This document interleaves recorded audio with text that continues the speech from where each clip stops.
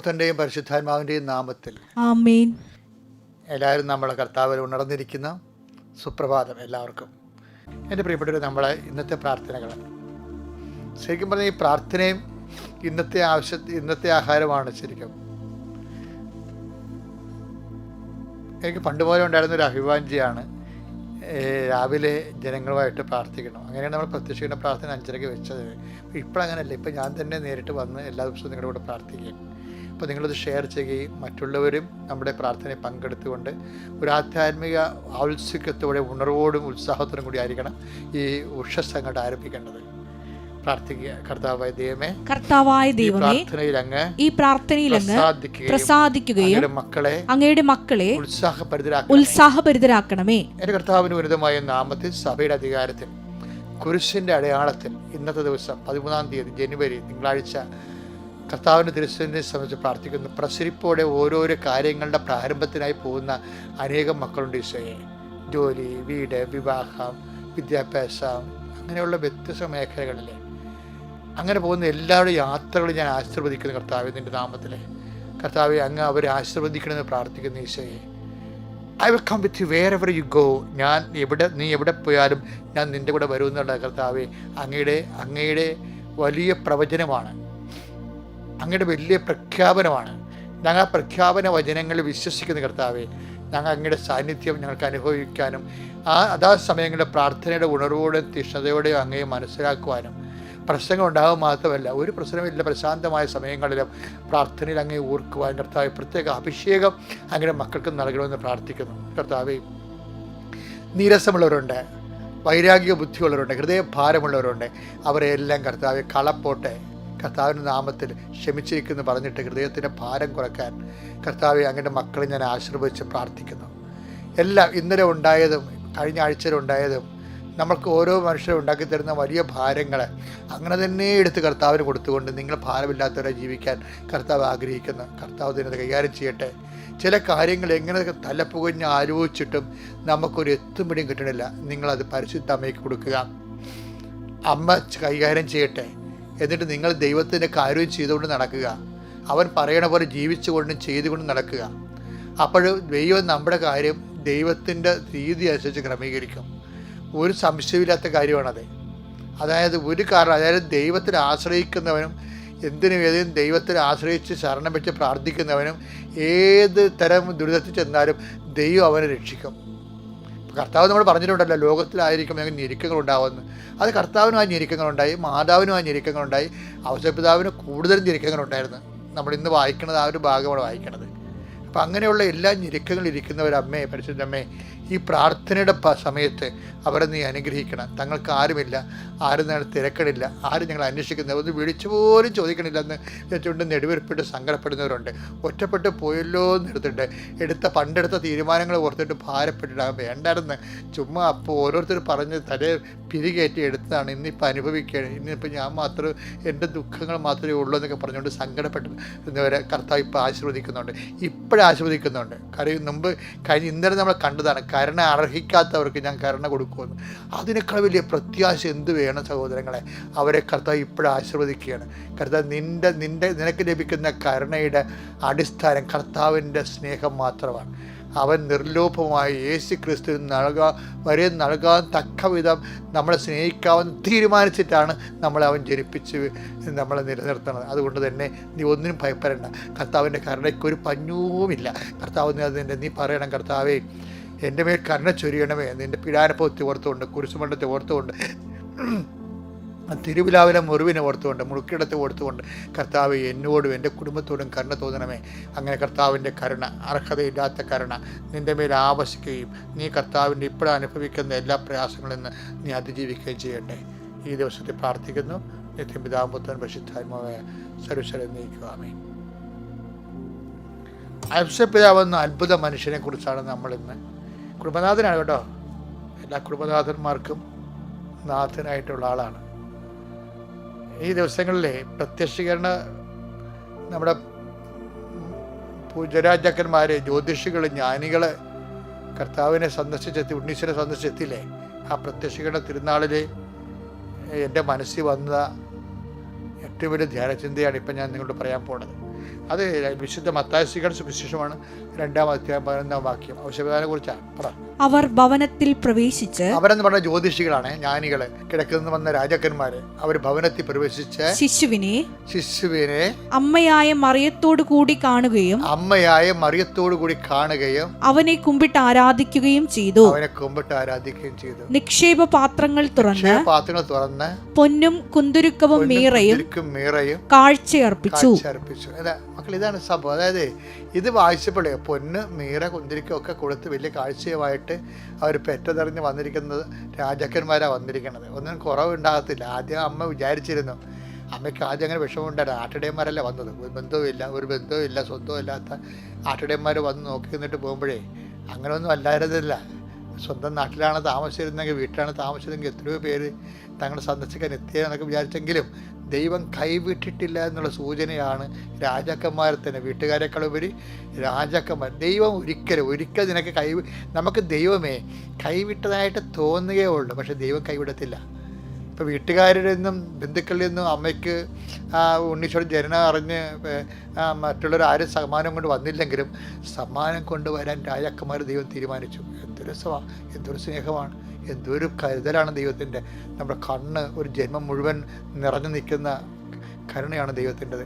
ഇപ്പം പക്ഷേ ഒരു പ്രശ്നം അവിടെ ഉണ്ട്. എന്താണെന്നറിയാമോ? അവർ പുൽത്തോട്ടിൽ എത്തിയപ്പോഴേ ശിശുവിനെ അമ്മയായ മറിയത്തോടു കൂടെ കണ്ടെന്നാണ് പറയണത്. അപ്പോൾ ഔസേപ്പിതാവിനെ കണ്ടില്ല. അവിടെ ഔസേപ്പിതാവിനെ കണ്ടില്ല. എന്താ കാര്യം? അദ്ദേഹം അപ്പോഴേ ഉണ്ണീശയ്ക്കും അമ്മയ്ക്കും വേണ്ട ആഹാരം തേടി പോയിരിക്കുന്നു. അപ്പന്മാരുടെയൊക്കെ ഒരു അവസ്ഥ ഭയങ്കരമാണ്. എനിക്ക് തോന്നുന്നത് അമ്മയെക്കാളും ചില കാര്യങ്ങൾ ഔസേപ്പിതാവ് ഇത്തിരി കൂടി മുന്തിയ നിലവാരമല്ല കൂടി നിൽക്കുന്ന ചില സാഹചര്യങ്ങളുണ്ട്.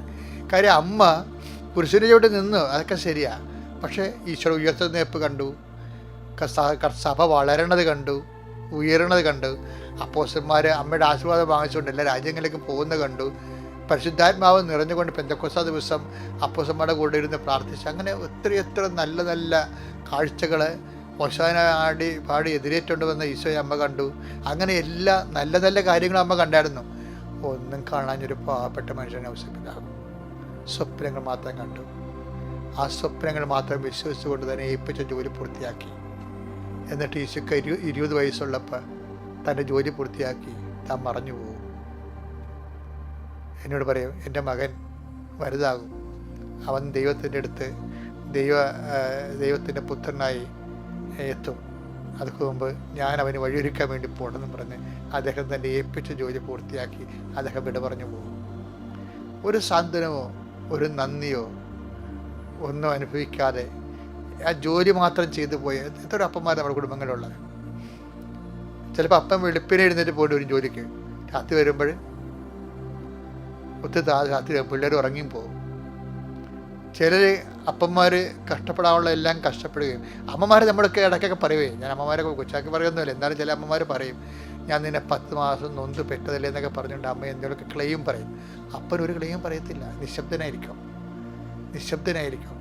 അമ്മക്കൊക്കെയാണെങ്കിൽ അവർക്ക് ആ മക്കളുടെ കുടുംബത്തിലൊക്കെ പലപ്പോഴും നിൽക്കണത്, പക്ഷെ അമ്മയോടായിരിക്കും അവർക്ക് താല്പര്യം. അപ്പനോട് അവർ താല്പര്യം ഉണ്ടെങ്കിലും പേടിയാണ്, അമ്മയോടെ അവർ സംസാരിക്കത്തുള്ളൂ. പിന്നെ പെമ്മക്കൊക്കെയാണ് അപ്പനോടൊക്കെ കുറച്ച് സ്നേഹമുള്ളത്, പക്ഷെ അവരെ കെട്ടിച്ചു വിട്ടിരിക്കും. അപ്പന് ആരും ഇല്ലാത്തൊരാളാണ് ശരിക്കും പറഞ്ഞാൽ. എല്ലാം ദൈവത്തിന് വേണ്ടി ചെയ്യുന്നൊരു മനുഷ്യൻ. അവരുടെ ആദ്യത്തെ ആളാണ് ഈശോയുടെ അപ്പൻ ഔസേപ്പിതാവ്. ഇപ്പോൾ എന്തെങ്കിലും തരത്തിൽ അപ്പന്മാർക്ക് കുടുംബത്തിൽ എന്തെങ്കിലും ഒരു കുറവ് അവരുടെ ബുദ്ധിമോശം കൊണ്ടോ അല്ലെങ്കിൽ മനഃപൂർവ്വം അവഗണന കൊണ്ട് വന്നു പോയെങ്കിൽ നിങ്ങളൊന്നും വിഷമിക്കുകയൊന്നും ചെയ്യരുത്. കാര്യം എന്താ? നിങ്ങൾക്ക് തുണയായ ഔസേപ്പിതാവുണ്ട്. ഒന്നും കൈപ്പറ്റാതെ പറയുന്ന എല്ലാം ചെയ്തുകൊണ്ട് ഏൽപ്പിച്ച ജോലി പൂർത്തിയാക്കി പോയ മനുഷ്യൻ നിങ്ങളൊക്കെ അവിടെ കാത്തിരിക്കുന്നുണ്ട് സാന്ത്വനപ്പെടുത്താൻ. അപ്പം അങ്ങനെയുള്ള നല്ല മരണത്തിന് വേണ്ടി മാത്രമല്ല, നന്ദിയില്ലാത്ത ജീവിതത്തിനും നന്ദി നഷ്ടപ്പെടുന്ന ജീവിതത്തിനും ഔസേപ്പിതാവ് തന്നെയാണ്. നന്ദി കിട്ടാത്ത ജീവിതത്തിനും ഔസേപ്പിതാവ് തന്നെയാണ് നമുക്ക് ഒരു മാതൃക. യേശുവിൻ്റെ കാണാൻ വരുമ്പോൾ പൂജ്യരാജാക്കന്മാർ വരുമ്പോൾ അവിടെ ലൈം ലൈറ്റിൽ വരുന്നത് അമ്മയും ഉണ്ണീശയും മാത്രമാണ്. പാവപ്പെട്ടവൻ നെടുപ്പുര പോലും അവിടെ ഇല്ല. അപ്പോൾ ഔസേപ്പിതാവിനെ മധ്യസ്ഥം വഹിക്കുന്നവർ ആത്മശക്തിയുടെ ആൾരൂപങ്ങളെ മാറട്ടെ എന്ന് ആശംസിക്കുന്നു. കർത്താവ് നിങ്ങൾ അനുഗ്രഹിക്കട്ടെ. Praise the Lord. അത്യപൂർവ ദൈവാനുഭവങ്ങൾ ഇനി നിങ്ങൾക്കും സ്വന്തം. ഈ യൂട്യൂബ് ചാനൽ ഇതുവരെ സബ്സ്ക്രൈബ് ചെയ്തിട്ടില്ലെങ്കിൽ ഇപ്പോൾ തന്നെ സബ്സ്ക്രൈബ് ചെയ്യുക. ഈ വീഡിയോ ഇപ്പോൾ തന്നെ നിങ്ങളുടെ സുഹൃത്തുക്കൾക്ക് ഷെയർ ചെയ്തുകൊണ്ട് കർത്താവിന്റെ പ്രേക്ഷിതരാകുക.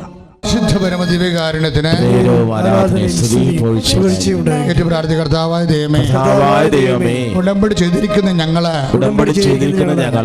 അതിശക്തമായ വിശ്വാസത്തോടെ അത് അനുവർത്തിച്ചുകൊണ്ട് ദൈവത്തിന്റെ സ്വന്തം ജനമാകാൻ സുവിശേഷത്തിന്റെ സാക്ഷികളാകാൻ ഞങ്ങളെ സഹായിക്കണം. ശ്രദ്ധിക്കട്ടെ.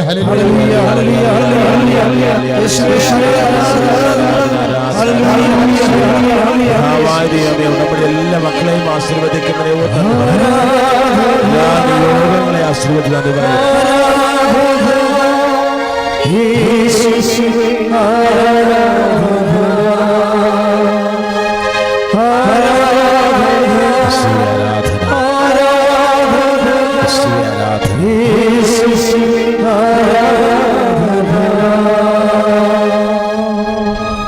ഞാനിങ്ങനെ ഇത്രയും കാര്യങ്ങൾ നിങ്ങളോട് പറഞ്ഞില്ലേ?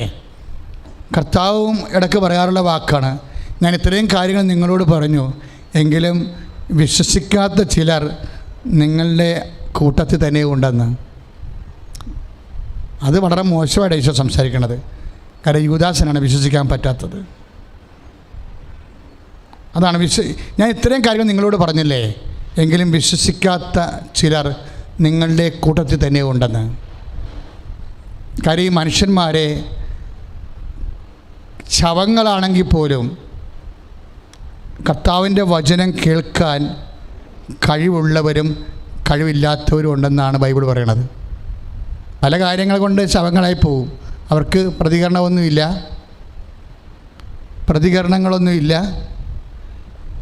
അതുപോലെ തന്നെ അതിനോട് റെസ്പോൺസ് ഇല്ല, ഒക്കട്ടെ. അതായത് പലരെയും ഉടമ്പടി എടുത്ത പലരെയും അവിടെ കാണുമ്പോൾ അറിയാൻ പറ്റും, ഒന്നും ചെയ്ത് കാണത്തില്ല. ചിലർ ഭാര്യമാരെ കൊണ്ട് ഉടമ്പടി എടുപ്പിക്കാൻ വേണ്ടി ഭർത്താക്കന്മാർ വന്നിട്ട് ഇവിടെ ഗതികിട്ട പ്രേതങ്ങളെപ്പോലെ അലഞ്ഞു നടക്കണം ഞാൻ കണ്ടിട്ടുണ്ട്. ഞാൻ പറഞ്ഞ് ഉടമ്പടി എടുത്താ ഇല്ല, വൈഫ് എടുക്കുന്നുണ്ടെന്ന് പറയും. കൊള്ളാം. ഞാൻ പിന്നെ മിണ്ടത്തില്ല. കല്യാണ കൈ തീരുമാനമായി. ഞാൻ പറഞ്ഞ് ഇപ്പം എൻ്റെ മനസ്സിൽ പറയും വണ്ടിക്കാഴ്ച പോയെന്ന്. എന്താ കാര്യം? He is not ready to cooperate with ഈ ദൈവത്തിൻ്റെ പദ്ധതിയുമായിട്ട് സഹകരിക്കാൻ റെഡിയല്ല. അങ്ങനെ ചെയ്യണത് ഈ കിറ്റ് മേടിക്കാൻ വേണ്ടി പയറിനെ വിടാൻ പോലെ പുള്ളി ഉടമ്പടി മേടിക്കാനും പയറിനെ വിട്ടിരിക്കുകയും. ഇപ്പോൾ നമ്മൾ ഗവൺമെൻറ്റിൻ്റെ പ്രളയകാലത്ത് കിറ്റ് കിട്ടിയില്ലേ, അതുപോലെ അത് മേടിക്കാൻ വേണ്ടി ആരാ വിട്ടത്? ആണുങ്ങൾ ബീവറേജിലാണ് പോയി നിന്നത്. കിറ്റ് മേടിക്കാൻ പോയത് പെണ്ണുങ്ങളാണ്. അപ്പോൾ ഉടമ്പടി ഏതാണ്ട് ആ പരുവത്തിലാക്കിയിട്ട് ഈ മനുഷ്യൻ കറങ്ങി നടക്കുകയാണ്. അങ്ങനെ കല്ലറയിലുള്ള കുറേ ആൾക്കാരുണ്ട്, ദൈവികമായ പദ്ധതികളോട് ശവം പോലെ ഇരിക്കണവർ. അവർക്ക് വേണ്ടി തന്നെയാണ് വചനം ഉള്ളത്. അതാണ് വചനം എഴുതിയിരിക്കുന്നത്. എന്നാ എഴുതിയിരിക്കണത്? 5:28 യോഹന്നാൻ 5:28. ഇത് നിങ്ങൾ വിസ്മരിക്കേണ്ട, എന്തെന്നാൽ കല്ലറയിലുള്ളവരെല്ലാം അവിടുത്തെ സ്വരം ശ്രവിക്കുന്ന സമയം വരും. അപ്പോൾ ജീവിച്ചിരിക്കുന്ന മാത്രമല്ല, കല്ലറയിലുള്ളവരും ദൈവത്തിൻ്റെ സ്വരം ശ്രവിക്കും. അപ്പോൾ ഇത് ഞാൻ കഴിഞ്ഞ ദിവസങ്ങളിൽ തൈക്കാട്ടുശ്ശേരി കുർബാന അർപ്പിച്ചുകൊണ്ടിരിക്കുന്ന സമയത്ത് പെട്ടെന്ന് ഈ വചനം വന്നു. കല്ലറയിലുള്ളവരെല്ലാം അത് ഒരു ബന്ധവുമില്ല. തൈക്കാട്ടുശ്ശേരിയിലെ കുർബാനയ്ക്കും ഈ വചനത്തിനും തമ്മിൽ ഒരു ബന്ധവുമില്ല. കുർബാന അർപ്പിച്ചുകൊണ്ടിരിക്കുന്ന സമയത്ത് പെട്ടെന്ന് കർത്താവ് ഇടയ്ക്കിങ്ങനെ ചെയ്യണതാണ്. ഈ കർത്താവ് വരുമ്പോൾ കൂടെ കുറേ ബൊണാൻസ നമുക്ക് കിട്ടും. അൾത്താറയിലേക്ക് അങ്ഷൻ്റെ സമയത്ത് ഈശോ ലാൻഡ് ചെയ്യത്തില്ലേ, എൻ്റെ ദൈവമേ ഭയങ്കര രസമാണ്. തലയിലും നെഞ്ചിലും കൂടി കുറേ സാധനങ്ങൾ കയറി വരും. കർത്താവിൻ്റെ വരവാണത്. അൾത്താറയിലേക്ക് വരുന്നൊരു വരവാണ്. അപ്പോഴാണ് ഈ വചനം പറയുന്നത്, കല്ലറയിലുള്ളവർക്ക് വേണ്ടി പ്രാർത്ഥിക്കണം. അതിൻ്റെ അകത്ത് കല്ലറയാണല്ലോ, ശവമാണല്ലോ എന്ന് ഓർത്തുകൊണ്ട് പ്രാർത്ഥിക്കാണ്ട് വിടരുത്. അത് എനിക്ക് വല്ലാത്ത, ഞാൻ താഴെ ഇറങ്ങിയിട്ട് കല്ലറയിലുള്ളവരെല്ലാം. അപ്പം എത്ര ഗതികെട്ട വിശ്വാസമില്ലാത്തവരും വിശ്വാസപരമായി മരിച്ചവരാണെങ്കിലും എൻ്റെ മക്കളെ, നിങ്ങളുടെ ഭർത്താവിന് വിശ്വാസമില്ലെന്ന് വിചാരിച്ചോ? ക്ലിയറല്ലേ? നിങ്ങളുടെ ഭർത്താവിന് വിശ്വാസമില്ല, മകന് വിശ്വാസമില്ല എന്ന് വിചാരിച്ചോ? അവൻ വീഡിയോ ഗെയിം കണ്ടുകൊണ്ടിരിക്കുകയോ അല്ലെങ്കിൽ മൊബൈലിൽ കുത്തിക്കൊണ്ടിരിക്കുകയോ ചെയ്യാൻ, അവൻ ഈ ജന്മത്ത് ദുഃഖവെള്ളിയാഴ്ച പോലും കുരിശിൻ്റെ വഴിക്ക് പോകത്തില്ല. അവനോട് പറഞ്ഞു നമ്മുടെ നെഞ്ചിലെ വെള്ളം കളയാവുന്നല്ല ഒരു കഥയുമില്ല. അവൻ ദുഃഖ വെള്ളിയാഴ്ച വേണമെങ്കിൽ ബ്ലൂ ഫിലിം കണ്ടുകൊണ്ടിരിക്കും. അങ്ങനെ കല്ലറയിലുള്ള അനേകം ആൾക്കാരുണ്ട്. അപ്പോഴും കർത്താവിൻ്റെ വചനം നിന്നോട് പറയും, അമ്മയോട് പറയും, ഇടി അവൻ ശവമാണ്, പക്ഷെ അവൻ്റെ അടുത്ത് വരുന്ന വചനം വായിക്കാൻ പറയും. അവൻ ശവമാണ്, അവൻ ഈ ജന്മത്തിൽ പോകില്ല, അവൻ യുക്തിവാദിയാണെന്ന് തന്നെ വിചാരിച്ചോ, ദൈവികമായ കാര്യത്തിൽ അവൻ ശവമാണ്, വിശ്വാസത്തിൽ. അപ്പോഴും കർത്താവ് പറയും, അമ്മയോട് പറയും, നീ അല്ലേ അവനെ പെറ്റ്, അത് അവൻ്റെ അടുത്ത് പോയിരുന്ന് വായിക്ക്, നിൻ്റെ കാലം കഴിയുമ്പോഴെങ്കിലും അവൻ നീ വായിച്ചത് ഓർക്കുമെന്ന്. അപ്പോൾ ഒരു കാരണവശാലും നിൻ്റെ മകനോ മകളോ ഭർത്താവോ തെറ്റിപ്പോയി എന്ന് വിചാരിച്ചുകൊണ്ട് നീ നിൻ്റെ ഉദ്യമങ്ങൾ മുടക്കരുത്. ഈ അടുത്ത പോയിന്റ് ഞാൻ പറഞ്ഞ മനസ്സിലായോ? അതായത് പ്രാർത്ഥനയ്ക്ക് എപ്പോഴും അവസരമാണ്. അത് അനുകൂലമായ സാഹചര്യം വരുമ്പോൾ കർത്താവിൻ്റെ സ്വരം അവൻ കേൾക്കും. പക്ഷേ ചില ഒരു 10% ചിലപ്പോൾ മിസ് ചെയ്യുമായിരിക്കും. പക്ഷെ ആ 10% പ്രതി നീ അത് ചെയ്യാതിരിക്കരുത്. ആ 10% പ്രതി നീ സൊദോമിനെ നശിപ്പിക്കുമോ എന്ന് ചോദിച്ചാൽ ഇല്ല എന്നാണ് ദൈവം പറയണത്. ആ 10% എന്താ കാര്യം വെച്ചാൽ കർത്താവ് പറഞ്ഞിട്ടുണ്ട്, കല്ലറയിലുള്ളവരെല്ലാം കർത്താവിൻ്റെ സ്വരം കേൾക്കും. 5:28 യോഹന്നാൻ. അത് നമ്മൾ മത്തായിയുടെ സുവിശേഷം വായിക്കുമ്പോൾ പറയും, കേൾക്കാൻ ചെവിയുള്ളവൻ കേൾക്കട്ടെ. കല്ലറയിലുള്ളവർക്കും കേൾക്കാൻ ചെവിയുള്ളവരും ഉണ്ട്, ഇല്ലാത്തവരും ഉണ്ട്. ഇല്ലാത്തൊരു 10% പോകുമായിരിക്കും. കാര്യം വചനത്തിൻ്റെ ഒരു പ്രശ്നം, കേൾക്കാൻ ചെവി വേണം ഇതിൻ്റെ അകത്ത്. അപ്പോൾ നമ്മൾ ചോദിക്കും, എന്താണ് കേൾക്കാൻ ചെവി? അപ്പോൾ മത്തായി 13:9 കേൾക്കാൻ ചെവിയുള്ളവൻ കേൾക്കട്ടെ. അപ്പോൾ നമ്മൾ ചോദിക്കും, എന്നാണ് ഈ കേൾക്കാൻ ചെവി എന്ന് പറയണത്? കാര്യം നിങ്ങളെല്ലാം രക്ഷപ്പെടാൻ പോണത് എന്തുകൊണ്ടാണ്? വചനം കേട്ടാണ് രക്ഷപ്പെടാൻ പോണത്. കേൾക്കാൻ ചെവി എന്ന് പറയണത് എന്താ? അതായത് മത്തായിയുടെ സുവിശേഷം 13:15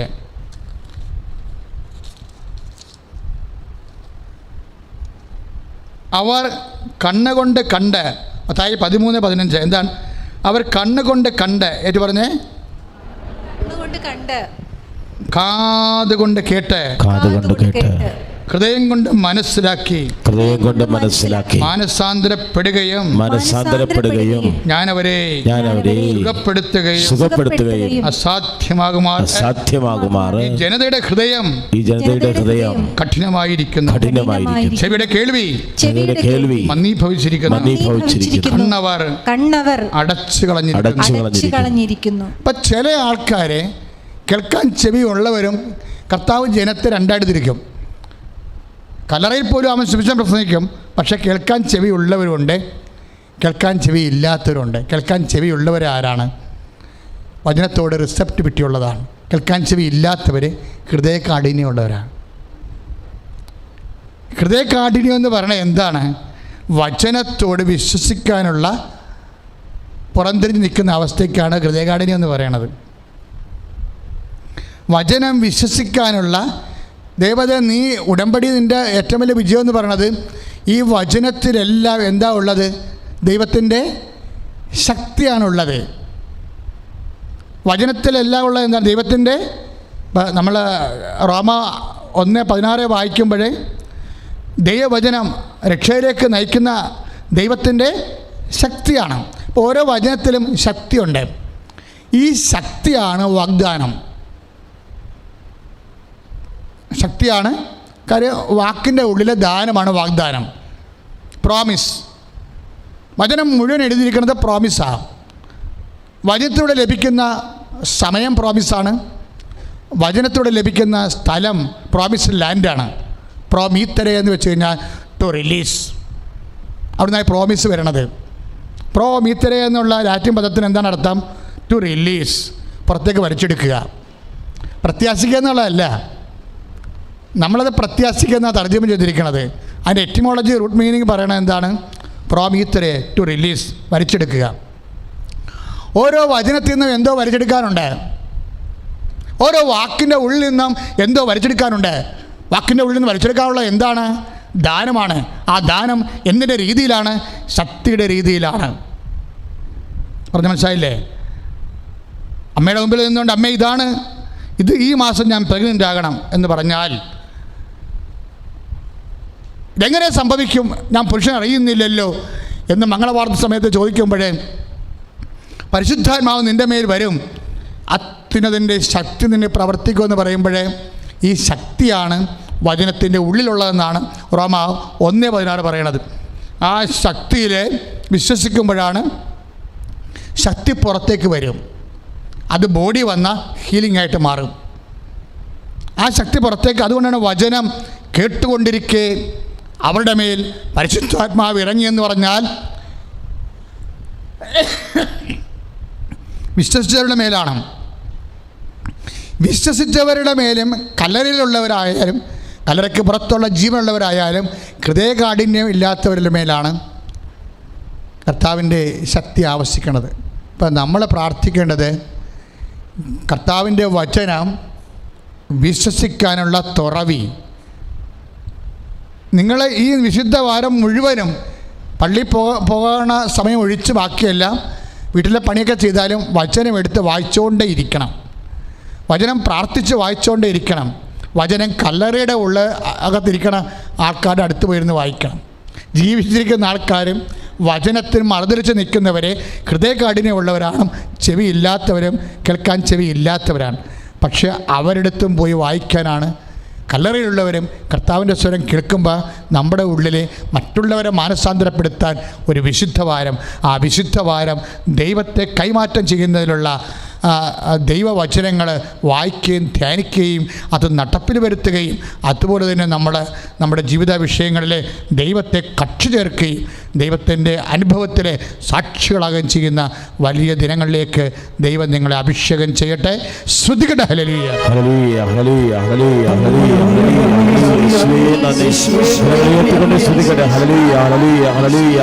ഹല്ലേലൂയ. എല്ലാവരും എഴുന്നേൽക്കുക. അച്ഛൻ്റെ പ്രാർത്ഥന രോഗസൗഖ്യത്തിന് വേണ്ടി പ്രാർത്ഥിക്കാൻ പോവുകയാണ്. ചിലപ്പോൾ 5 മിനിറ്റേ പ്രാർത്ഥിക്കത്തുള്ളൂ. ആ ചേച്ചി 5 സെക്കൻഡാണ് പ്രാർത്ഥിച്ചത്. പ്രാർത്ഥനയ്ക്ക് ഇത്ര മണിക്കൂർ പ്രാർത്ഥിക്കണമെന്നില്ല. ആര് പ്രാർത്ഥിക്കുന്നു, എന്ത് പ്രാർത്ഥിക്കുന്നു എന്നതിനേക്കാൾ ഉപരി ആര് പ്രാർത്ഥിക്കുന്നു എന്നതാണ് വിഷയം. നിങ്ങൾ പ്രാർത്ഥിക്കാൻ പറ്റുന്ന രീതിയിൽ നിങ്ങളുടെ ഇൻഫ്രാസ്ട്രക്ചർ അപ്ഗ്രേഡ് ചെയ്തെടുക്കണം. വിശ്വാസം വർദ്ധിപ്പിക്കണം, പ്രത്യാശ വർദ്ധിപ്പിക്കണം, ദൈവസ്നേഹം വർദ്ധിപ്പിക്കണം. രോഗമുള്ള ഇടത്തെല്ലാം കൈവെക്കുക. മക്കളില്ലാത്തവരെ അടിവയറ്റ് കൈവെക്കുക. ഹൃദ്രോഗികളെ നെഞ്ചത്ത് കൈവെക്കുക. കള്ളരോഗിക്കാരെ നെഞ്ചിൻ്റെ താഴെ കൈവെക്കുക. തൈറോയ്ഡ് രോഗികളെ തൊണ്ടയിൽ കൈവെക്കുക. ടോൺസെറ്റുകാർ തൊണ്ടയിൽ കൈവെക്കുക. PCOD പിസ്റ്റുല രോഗികൾ, അൾസർ രോഗികൾ അടിവയറ്റ് കൈവെക്കുക. സർവാംഗം രോഗങ്ങളുള്ളവർ നെഞ്ചത്ത് കൈവണച്ച് വെക്കുക. എന്നിട്ട് നിങ്ങൾ വിശ്വാസ പ്രമാണം അറിയാവുന്നവർ വിശ്വാസ പ്രമാണം ചെല്ലുക.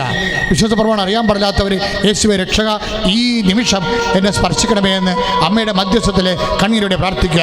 ശ്രുതികട ഹല്ലേലൂയ.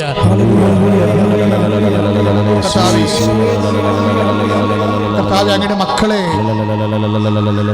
ഞങ്ങൾ പ്രാർത്ഥിക്കുന്ന കർത്താവേ, ഈശോ നിന്റെ വിശുദ്ധ പൗരോഹിത്യത്തെ മഹത്വപ്പെടുത്തണമേ കർത്താവേ. ഈശോ നിന്റെ വിശുദ്ധ പൗരോഹിത്യത്തെ മഹത്വപ്പെടുത്തണമേ കർത്താവേ. സഭയിലുള്ള സാന്നിധ്യം പ്രകടമാക്കണമേ കർത്താവേ. ആത്മരോഗികളെ സമർപ്പിച്ച് പ്രാർത്ഥിക്കുന്നു, രോഗികളെ സമർപ്പിച്ച് പ്രാർത്ഥിക്കുന്നു, തലയ്ക്ക് ചൂടുള്ളവരെ സമർപ്പിച്ച് പ്രാർത്ഥിക്കുന്നു, ഹൃദയ രോഗികളെ സമർപ്പിച്ച് പ്രാർത്ഥിക്കുന്നു, ഉത്തര രോഗികളെ സമർപ്പിച്ച് പ്രാർത്ഥിക്കുന്നു.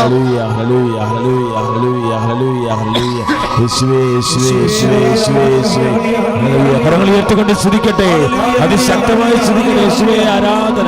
കർത്താവേ, മാരക രോഗങ്ങളിൽ നിന്നും ദുരിതങ്ങളിൽ നിന്നും ഞങ്ങളെ സംരക്ഷിക്കുന്നതിന് സൗഖ്യപ്പെടുന്നെന്ന് പറയുന്നു. പ്രാർത്ഥിക്കട്ടെ, ഈശോ സൗഖ്യപ്പെടുത്തുകയാണ്. ഹല്ലേലൂയ ഹല്ലേലൂയ ഹല്ലേലൂയ. ഈശോ സ്പർശിക്കുകയാണ്. ഹല്ലേലൂയ ഹല്ലേലൂയ ഹല്ലേലൂയ. യേശുവേ യേശുവേ യേശുവേ. വീണ്ടും രോഗയിടങ്ങളിലെ നടുവ് രോഗികള്, നടുവിലെ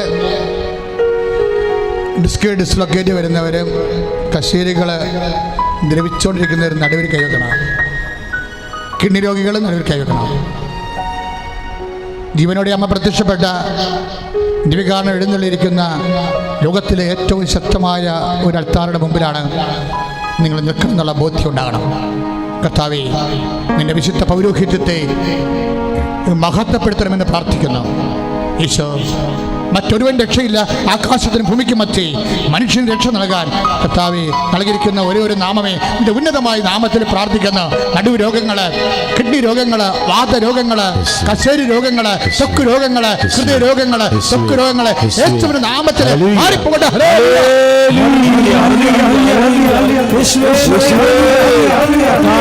സൗഖ്യപ്പെടുത്താൻ പറയുന്നു. ഹല്ലേലൂയ, ഹല്ലേലൂയ, ഹല്ലേലൂയ.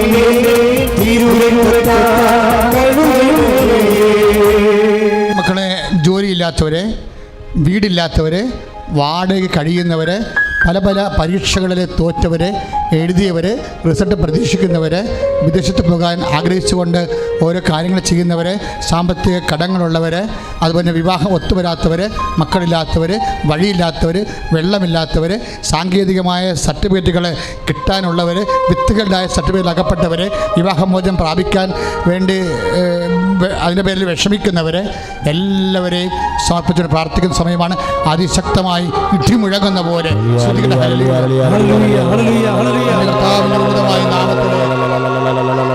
കർത്താവിന്റെ ഉന്നതമായ നാമത്തിലെ സഭയുടെ അധികാരത്തിലെ പുരുഷന്റെ അടയാളത്തിലെ കൃപാസനത്താരം ജീവനോടെ പ്രത്യക്ഷപ്പെട്ട പരിശുദ്ധ അമ്മയുടെ മാധ്യസ്ഥത്തിലെ 35 വർഷം അർപ്പിച്ച കൃപാരുടെ ശക്തിയാൽ മാരക തടസ്സങ്ങൾ, മാരക രോഗങ്ങൾ മാറട്ടെ.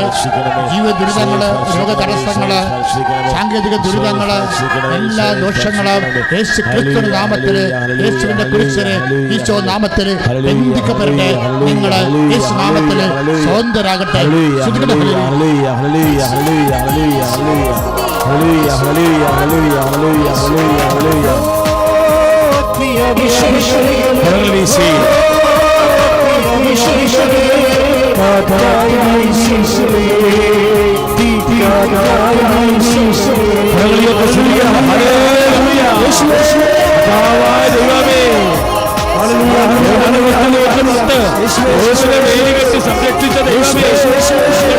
പാത്രങ്ങളുടെ മേലെ ഇപ്പോൾ യൂട്യൂബിൽ കണ്ട് പ്രാർത്ഥിക്കുന്നവര്, വ്യാധികള്, കടഭാരത്തിൽ കഴിയുന്നവര്, സന്താനമില്ലാതെ വിഷമിക്കുന്നവര്, ഇവരെല്ലാം ഇപ്പോൾ സ്പർശിക്കുകയും സൗഖ്യപ്പെടുത്തുകയും ഹല്ലേലൂയ, ഹല്ലേലൂയ, ഹല്ലേലൂയ.